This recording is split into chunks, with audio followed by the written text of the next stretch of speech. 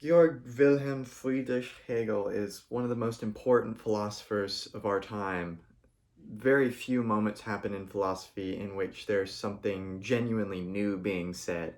Um, I can't remember who it was that said that all of Western philosophy is basically restating of Plato.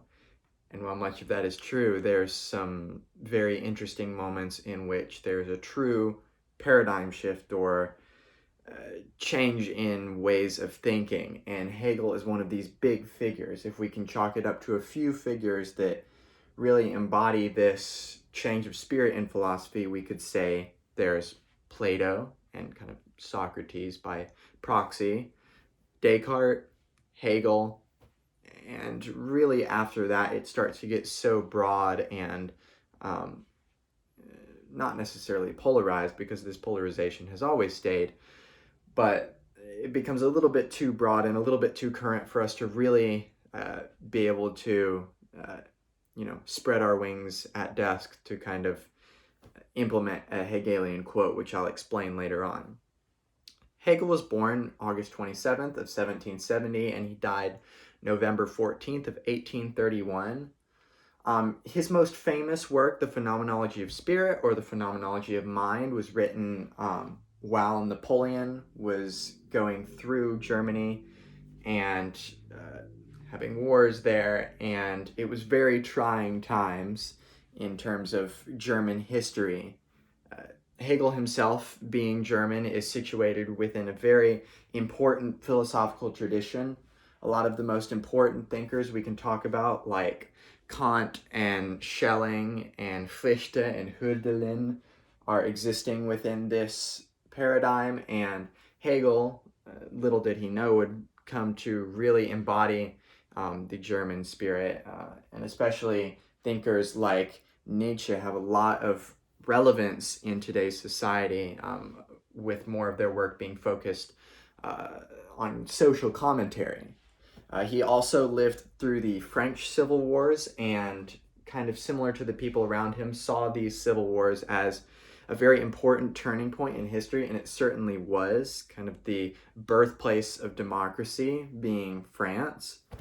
Um, in his younger life, when he was 18, he attended seminary, and he always self identified as a Lutheran.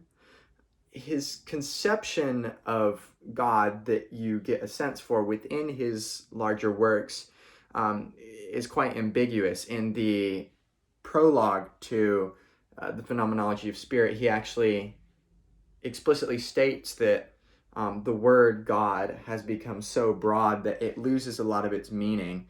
And there's a big move in his writings to try to make sense out of this word before using it. And even his implementation of God, when he does use the word and not shy away from it, like he says he would in the prologue to the phenomenology, he uses it in a very broad sense. If you're familiar with Jordan Peterson, a more modern thinker, he uses the definition of God in a similar sense, sort of analogous to the absolute, or like value structure or objectivity. So it's very easy to take what we would call a left-wing Hegelian reading of Hegel. Uh, I'll talk more about this later, but there are two splits in Hegel after him. There's the right-wing Hegelians and the left-wing Hegelians. The left wings basically interpret him as an atheist, and the right wings would interpret him more as a Lutheran, like he says he would. And there are many more readings of Hegel, with the right wing being that basically the German state he found himself in was this grand state he's been talking about throughout his writings, which we will also get into. And the left wing Hegelians say that he hasn't gone nearly far enough, and the left wing Hegelians would be embodied in the Frankfurt School with people like Adorno, and tons of other thinkers now would adopt more of the left wing approach. One of the most important parts about Hegel is that he is an idealist. If you're not very familiar with philosophy, this may not make a lot of sense. But in philosophy, idealism has a very specific meaning. Basically, there would be realists and idealists. Realists would say that there is a world out there that exists independent of the human mind. That, for example, the camera I'm using to record this exists, has an essence, has a purpose, without my mind giving it any of that objectivity. Now, an idealist would basically say that the world does not exist independent of human minds. This is not to say that the world isn't objective, but that all of the meaning and the value structure of the world comes from the mind, in the sense that we realized this very early on with Descartes, that the mind is a central point in which we can gain any objectivity in this world. And as such, the idealists make a point that while all of our perceptions may, sometimes run amok, we are the ones that give the objectivity and the meaning to the universe through our conscious processes. And we'll go into that in more detail. But people like Schelling and Fichte and Hölderlin that came before him really started this idealist tradition. Most people say that Plato is the father of idealism, but it gets a lot more concreteness, especially in Schelling and Fichte, but it's followed along by Kant and then Hegel.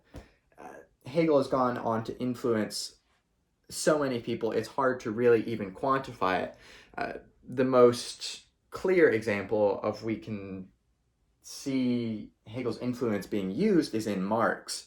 And Marx is a name that, regardless of whether you're familiar with philosophy or not, it's something that you have, in fact, heard about, because Marx is so renowned for really helping us understand communism, and that has led on to influence history at large and so many people's lives that it's a very important kind of sprout off from Hegel. He also influenced Heidegger a lot. Heidegger and Hegel both want to talk about metaphysics and ontology in a very meaningful way, which I find very personally satisfying. And Heidegger takes a lot of meaning from Hegel. Nietzsche is kind of an interesting guy because he takes a lot of the Hegelian concepts and either fights them, kind of juxtaposing them and springboarding off of Hegel, but sometimes agreeing with Hegel in very interesting ways.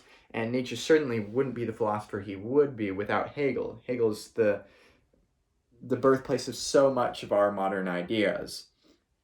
Hegel was also very instrumental in the larger conception of existentialism, which Nietzsche and Kierkegaard are very famous for implementing and giving a form. And Hegel, along with Nietzsche and Kierkegaard, kind of helped codify this. And later on we have Salta, which is a very important thinker for the modern day, and gained a lot of his ideas about the centrality of the human spirit and mind through Hegel. Now, one of the most important concepts in philosophy is truth, and not only is it important to philosophy, but it's important to people's lives in general. And it has a lot of interesting things that you could talk about that, while they may seem very surface level at first, actually turn out to be quite interesting. Probably the most important is actually obtaining this truth at all. This is kind of founded on Descartes' idea of skepticism, which is a branch off of the Hellenistic skepticism that was pioneered earlier.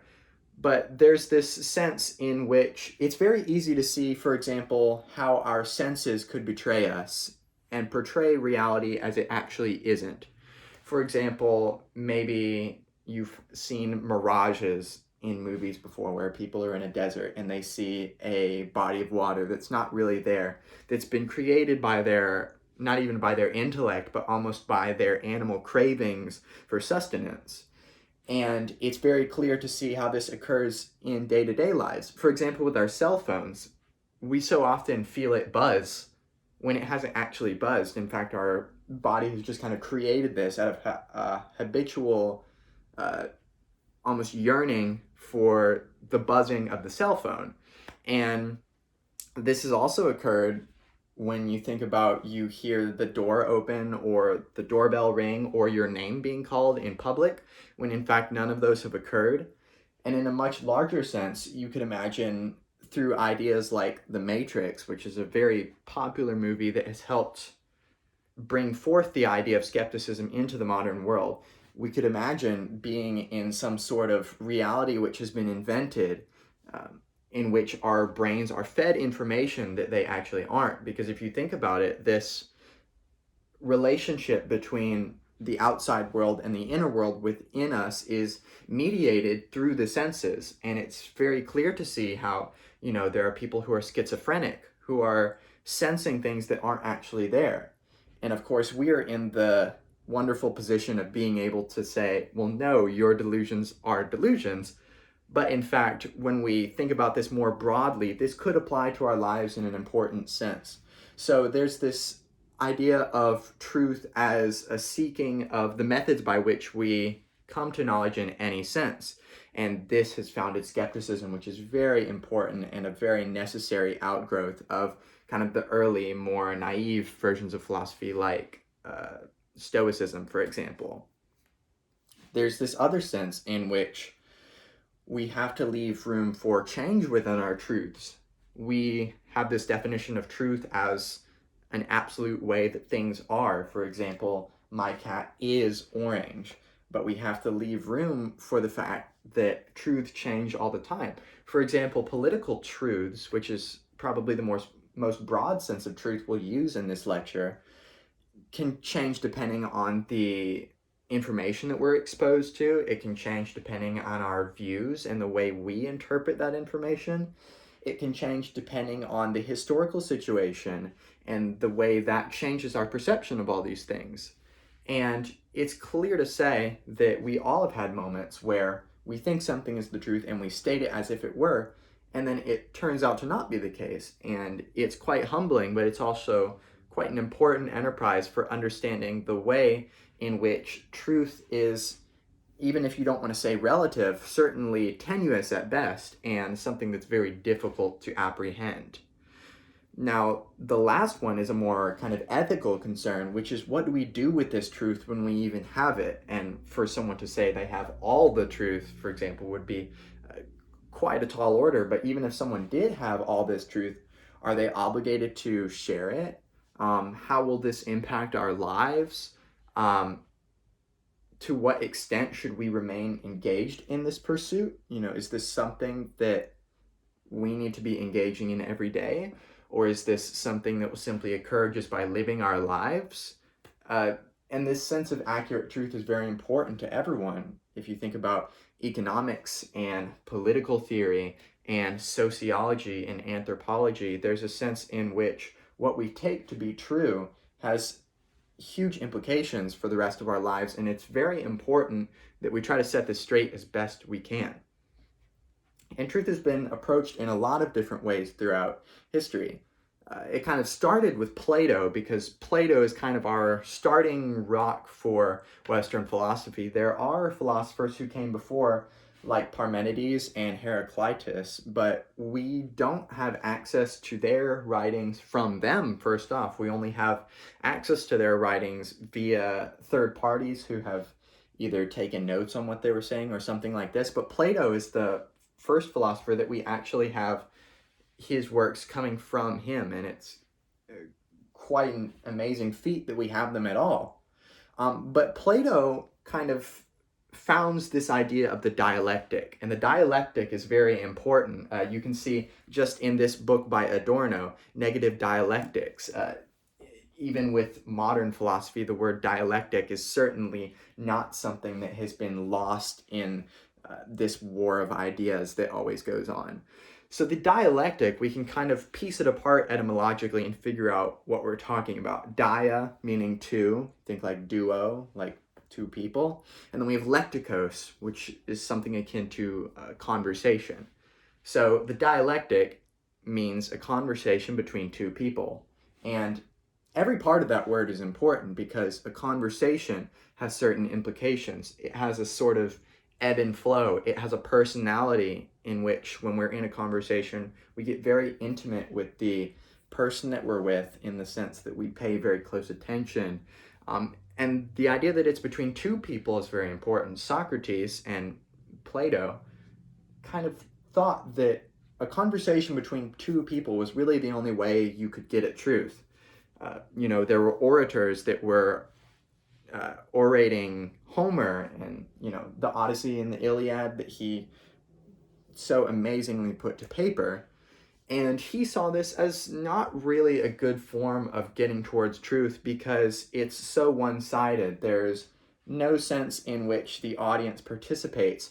It's more like they're an unconscious observer just sitting back and watching history unfold. This would kind of be like writing down a history and not really saying its implications or how it has impacted people, and just laying everything out as facts like a dictionary. It lacks a lot of the truth value that we could actually get from that. So Socrates kind of implemented the Socratic method, which we're very familiar with, even if you don't actually know it. This Socratic method is a conversation between two people where we reach truth, but specifically for Socrates, this was more about the method by which this conversation took place, namely that Socrates would ask questions to the person he was conversing with, and basically have the person he was conversing with lay out their ideas, and then show that, in fact, these ideas are not as concrete as they thought, or just flat out wrong. Basically asking the person he's conversing with to explain themselves and justify themselves. This is very important because there's an extreme sense of duty towards the justification of a truth that one has. But more largely, there's this sense in which the dialectic is really taking place. We're really getting into the core of these ideas. And both Plato and Socrates imagined that this dialectic would have a telos. Telos, coming from the word teleology, you think about a teleological argument. A telos is an end point or a goal or a purpose in which something is reaching. Plato and Socrates thought that this telos was the point in which we would exhaust the ways in which we could understand things. Imagine you're doing a science experiment continually, and you're defining something in every sense of the word until you don't have any other way you could describe it. Maybe you're describing the chemical makeup. Maybe you're describing its uses or its value or things like this. Plato and Socrates thought that eventually this would get to an end, and that we might be able to get to this end if we really tried. Now, of course, this was kind of accepted for a while, and there's this sort of Socratic, very stoic way of, we can reach knowledge, we must just live the pious life. Of course, then Descartes comes along, and Descartes envisions a world in which the senses are deceptors. He basically imagines that there's an evil demon that is deceiving him, causing his senses to give him information that doesn't in fact correlate with the Ding an sich, or the thing in itself, the thing out there outside of us. He imagines that this evil demon is making his senses think all sorts of things, and as such, he can't trust them. And he wants to doubt everything that he took to be true and bring it back to first principles. This is his Meditations on First Philosophy, of course. A very short and very easy work. If you can see, it's very small, but it is chock full of important philosophical things which have gone on to influence people like Hegel, which we're about to talk about. But Descartes imagines, what can I take to be true if my senses elude me? And he basically comes up with the fact that he can doubt everything except for his own existence. He says, I can imagine that this cup that is in my hand is in fact not there, but is simply a figment of this evil demon's deception. But the one thing that he can't doubt is that he is a thinking thing that exists. This thinking thing, this what we are, is what he calls the cogito. And he goes on to say, cogito ergo sum, I think therefore I am, which is one of the most notorious statements in philosophy. And it's important to understand exactly what he means when he says, I think therefore I am. He basically says, if there's this cup in my hand, I can think about it, and there's no contradiction in which me doubting about it by thinking about it is going to create any sort of problems. And what I mean by this is when we try to doubt ourselves, we are using a form of thinking, that is doubt, in order to say that we don't exist. So this is doubting that we are thinking by thinking. So it's self-defeating. We're using a form of thinking to say we don't think. And in this sense, we cannot doubt that we, in fact, exist. And while Descartes goes on to prove not only his own existence, but the same for God and also certain laws of the universe, like physical laws and mathematics. And he does this by some tenuous means that's kind of hotly debated, especially in kind of the God realm of things, in which this is a very important topic nowadays. He basically refines an argument that's made by Thomas Aquinas, which is the ontological argument. He imagines if God is the most perfect thing, he must exist, since something existing would make it more perfect than if it didn't exist. He would say, if God is as perfect as we say he is, he should exist everywhere. He should have all the perfectness. He should be, all loving, all powerful, all just. And he should also be here. Because he says that obviously something existing would make it more perfect than not existing. It seems fairly like it makes a lot of sense at first, but there are two interesting objections I want to bring about just so we can get a more deeper understanding of the truth that kind of goes behind Hegel's idea of thinking. Why is existence a perfection? Why is God existing? Why does that make him more perfect? For example, let's say I have a bar of soap in my mind that I'm thinking about. Would making it exist add some property to it that would make it more perfect or better? It doesn't seem like it would change the actual idea. For example, I could say that the bar of soap in my mind is green and round and soft, and it lasts a long time without me having to buy a new one. But there's no sense in which that bar of soap existing would add some sort of property to it by which we could say pragmatically, this has gained something which has made it better or more perfect. And this idea of perfection and better, we can see it's quickly starting to hinge on our personal whims. The idea of what makes, for example, a bar of soap perfect might depend on people. The perfect smell, for example, is going to be totally different depending on the person that you are.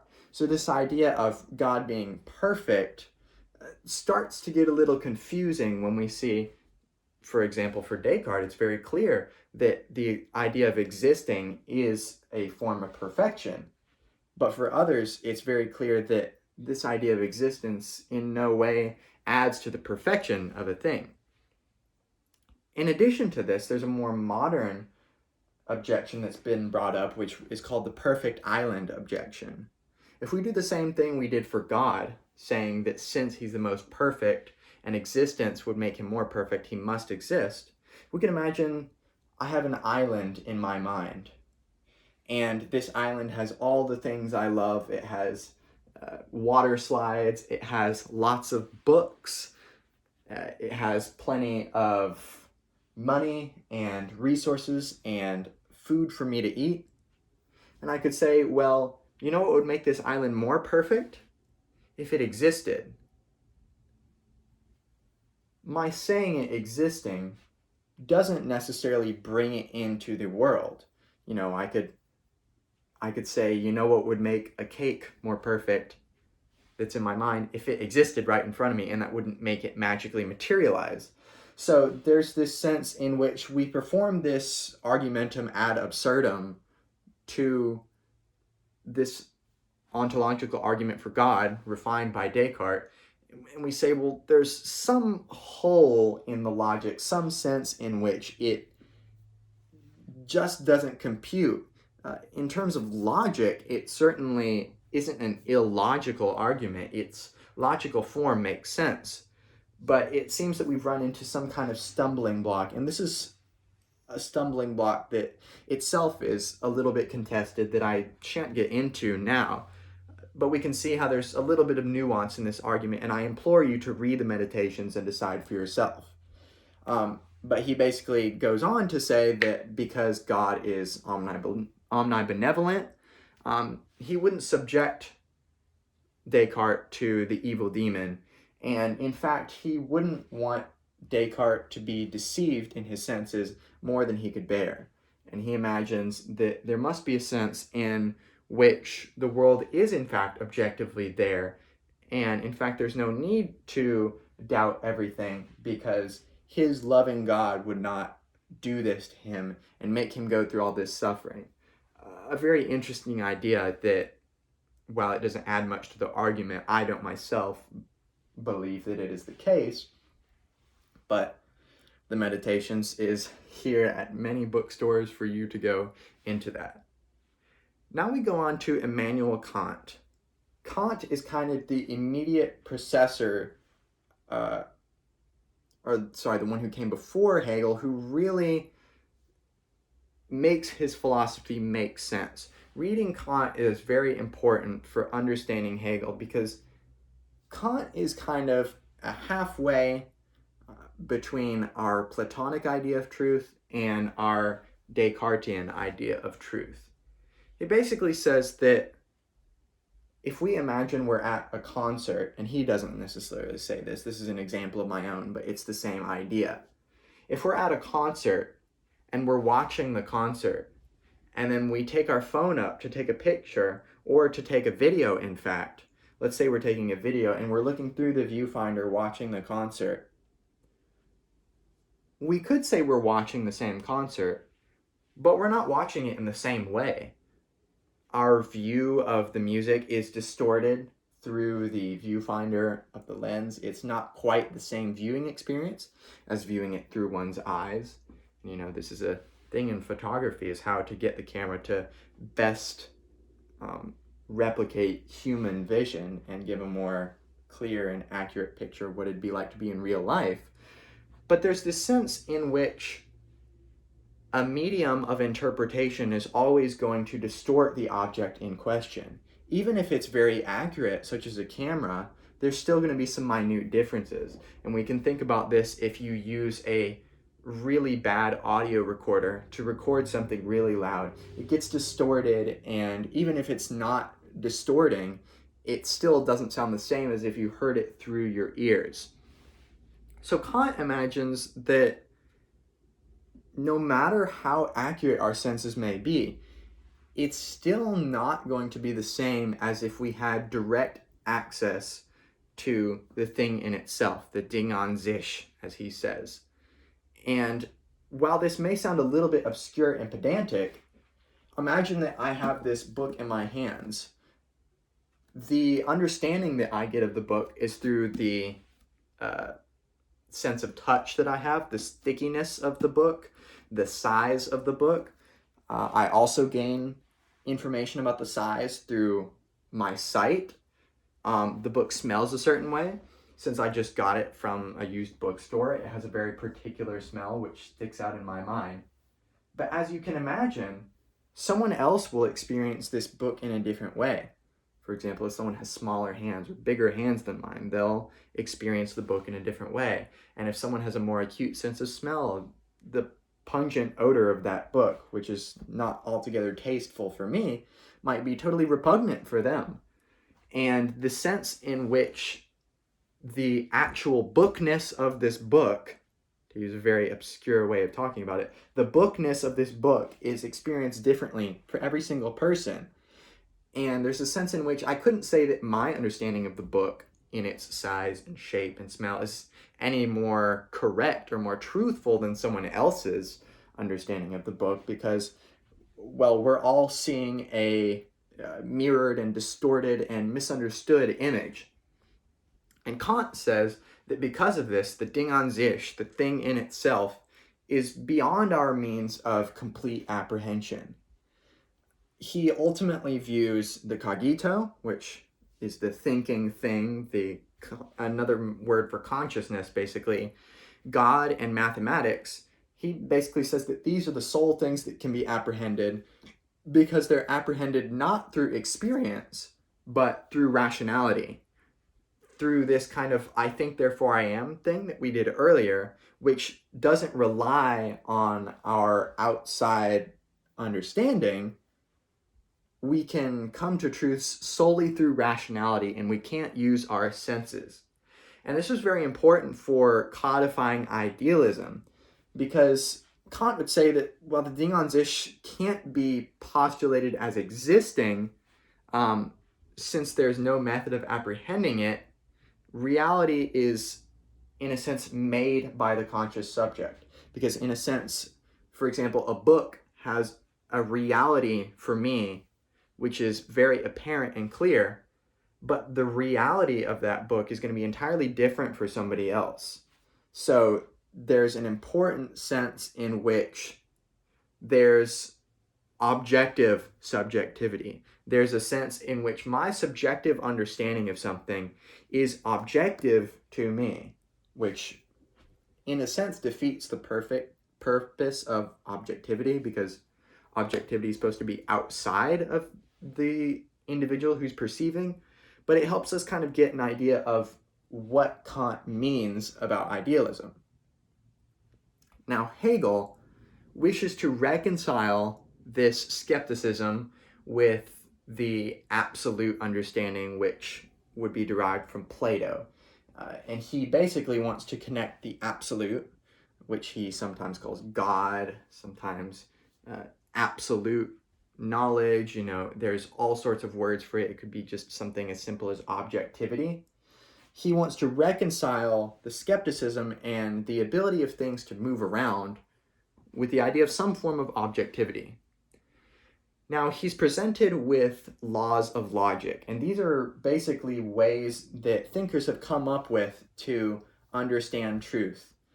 These laws of logic can vary in all sorts of ways, but the most clear for people to understand is the law of non-contradiction.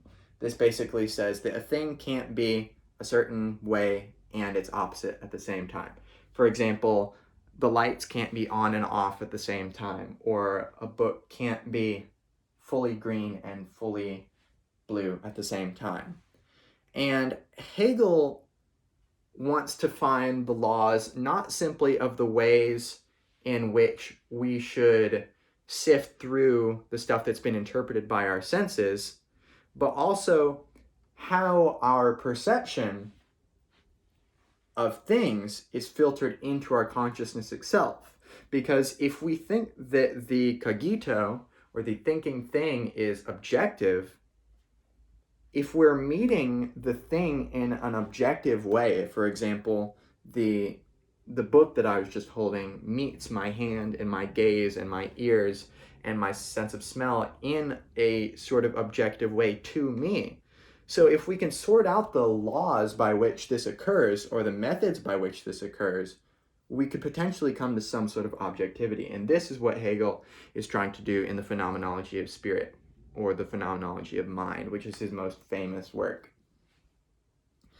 Now, to start off Hegel's logical conception, in which he sees a way out, a way of changing things, is he wants to meet the law of non-contradiction, and he wants to say that this law that we've created is in fact not a law. He wants to say that we have no grounds for saying this is a law other than our perception of the world. And if we want to make this a little bit more clear, we need to go to Kant. Kant basically comes up with two ideas of knowledge. he talks about a priori. If you think about prior, before, this is knowledge that comes before any reflection. This would be things like the cogito, and for Kant, this would be mathematics and God, and of course for Descartes, this would be basically everything to an extent. This type of knowledge could be known without having to do any sensuous reflection into the world. So, for example, we could say, while the cogito would be a priori knowledge, there's this second type of knowledge called a posteriori.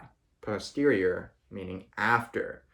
This would be things like, my cat is orange, or there are 24 hours in a day, or things like this that require an actual understanding of the world to come to. These types of knowledge are, in a Kantian sense, it's not really knowledge or truth at all. It's simply a misunderstanding that is bound to occur when we try to understand something. And for Hegel, he wants to include the law of non-contradiction in this a posteriori category.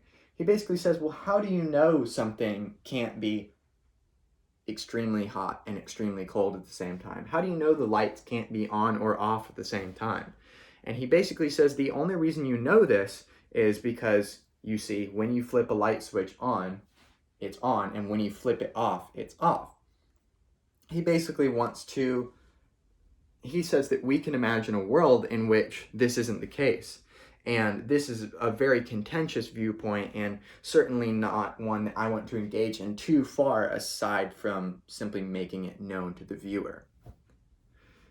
Now, if we want to actually understand how things are understood as objective, we need to understand how we're understanding a thing when we are presented with it. How do we define an object in any way? And if you read Graham Harman's object-oriented ontology, which is a very modern take on ontology in general, he gives a good explanation of the two different ways in which we can define an object. We can define it by what it's made of. This would be like explaining the underlying structure. And this is usually what is done in the natural sciences. Think of physics. If we want to understand what a book is, we could understand the particular state of every atom in that book at that time. And in a sense, we would be understanding what the book is to its fullest extent. In chemistry, this would be, what is the chemical makeup? What actually is going on atomically? And this understanding of the object would allow us to, in turn, understand the ways in which it's going to affect the world. So this would be understanding specific spatial orientations of an object. For example, if I wanted to define this book, I could say, this book, The Negative Dialectic, is a 415 page thing in which 415 pages are bound together over a thin cardboard cover with writing on it that means something. You can imagine it being very difficult to fully exhaust what this book means specifically by describing it physically. And in a sense, it's clear to see how this wouldn't fully explain what the book is. Because, for example, even if we explained the chemical makeup in which these words negative dialectics exist on the cover, there's a meaning behind these words which is not physical. There's a meaning behind what is inside this work, either what is it used for, what can it do, to who does it serve. There's things that are non-physical that still add to our understanding of an object. So there's another sense in which we can define an object, which would be, what does it do? For example, you could say a chair is not a thing with four legs with a back, but you could say a chair is a thing for sitting on. This is a very different conception of what an object is. And in a sense, it's clear to see that neither of these fully explain what an object is.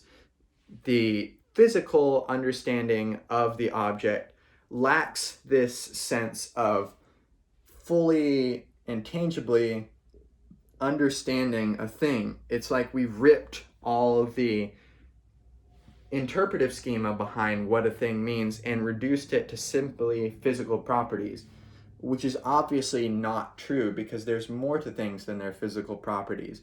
There's their meaning, and there's also things like their use value. Value, of course, is a very abstract and non-physical thing, but there's also what it can be used for. And understanding things as uses or values or meanings is also not going to give us a full understanding of an object, because we still need this physical understanding of the object. But in fact, we need these to put together. So this binary of trying to understand objects clearly breaks down quickly, and it's difficult to understand how an object can be seen as a unity that we can understand when there's these two different ways of understanding an object that so clearly do not get at what the object is. And you can imagine that even if you understood the physical makeup of this book, how many pages it has, what material the cover and the pages are made out of, what kind of ink it uses, and if you understood what the words mean, you still might not have the same access to what the book is in itself, Ding an sich, as somebody else. So we come to the idea of flux. This was first proposed by Heraclitus, who's a pre-Socratic philosopher and a very interesting one for understanding. He talks a lot about nothing in a very useful way.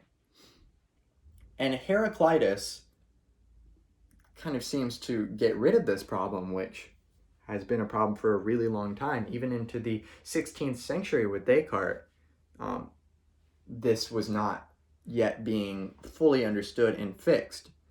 And flux is best understood in an example that Heraclitus uses. He imagines that we step into a river and we survey around us and we get a full sense of, okay, what position is every single wave in right now?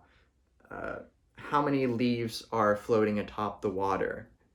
And we could look at this river in point A in time. And we could go away and we could come back to the same river at point B in time. And we could ask ourselves, is this the same river? There's a sense in which it is, but there's also a sense in which it is not. It is the same river in the sense that the general meandering shape of it remains fairly similar, although we could imagine some sort of erosion has occurred on the sides that has actually expanded its shape a little bit or made it recede deeper. And there's also a sense in which a river is far more fluid, both literally and metaphorically, than a simple definition. The position of each water molecule is starkly different than it was before. And in fact, if we try to understand the river as a single moment in time, we lose the whole point of a river. And in fact, when we understand how we define a river, it becomes a lot more clear what this idea of flux is. We define a river as a flowing body of water. We don't try to define a river by its chemical makeup or by the way it meanders necessarily, but we say that it is this water which is flowing. It's constantly changing and constantly ebbing and flowing. Heraclitus wants to say that objects in general exist within this flux. There's a sense in which the river that we speak of will always evade our understanding of it because it's always changing, right? The particles within the water are always going to a new spot, and entering into new interactions with other particles. The size of the river, even in an abstract sense, in the kind of form of the river, that shape is going to change over time as the elements wear down on it. So there's this sense in which it is the same river, but in such a broad sense, it's almost strange to call it the same. For example, if we stepped back in this river at point B in time 30 minutes after we did the first time, it's very easy to see how it's the same river. Any of the changes that have been made to it are fairly insignificant in the grand scheme of things. But if we go back to this river 2,000 years from point A, and we look at it at this point B, it's very easy to see it's not the same river because its shape is probably completely different. It might have rounded out and turned into a lake or something like this and become disconnected from the ocean. And the question becomes, where do we draw this boundary of it's the same river or it's not the same river?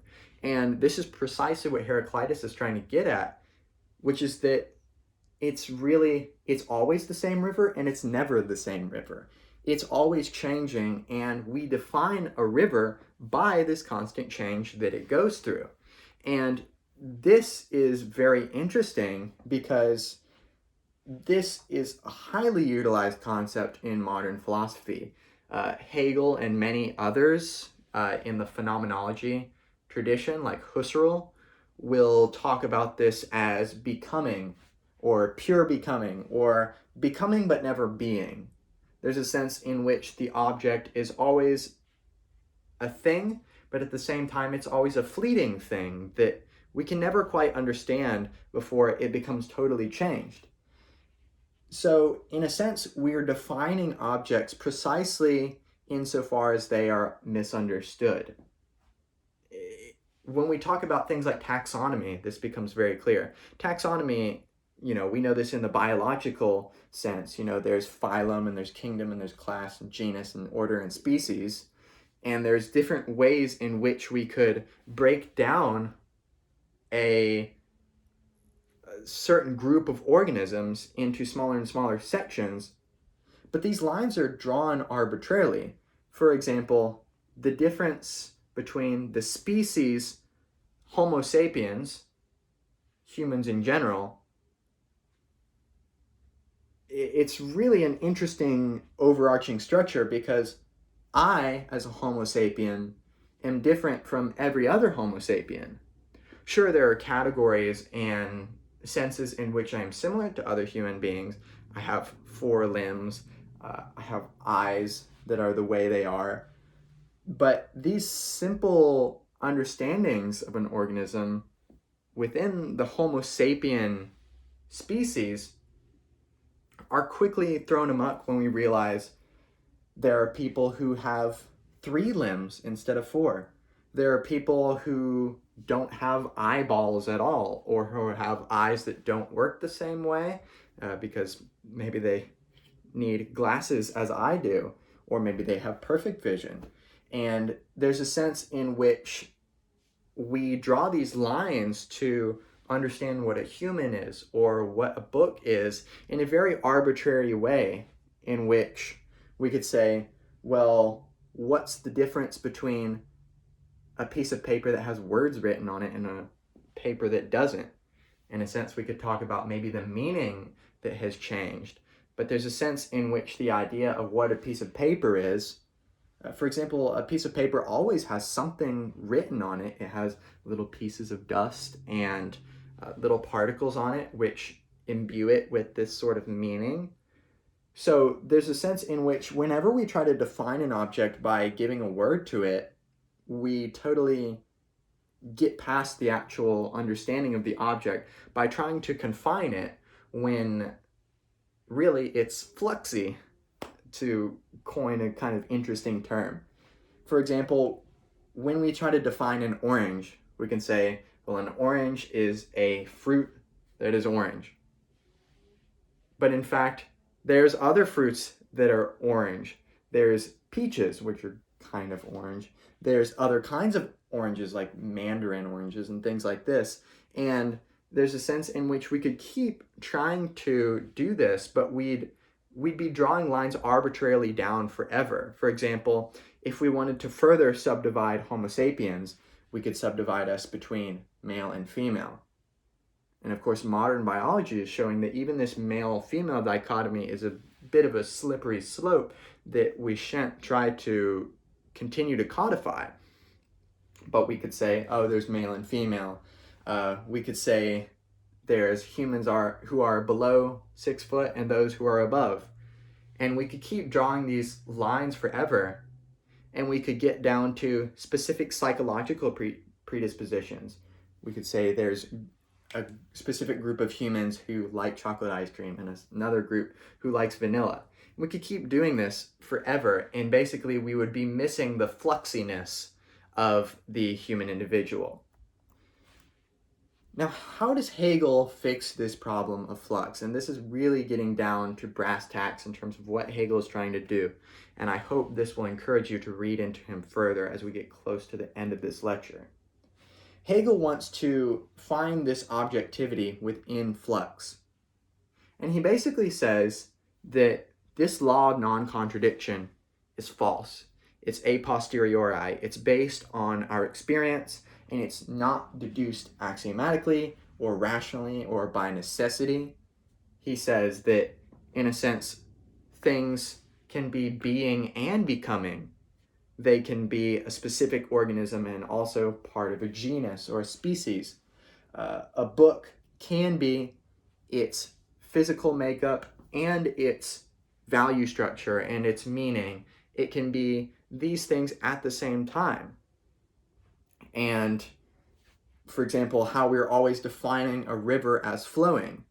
We're giving it a meaning and giving it a definition precisely insofar as it has no definition.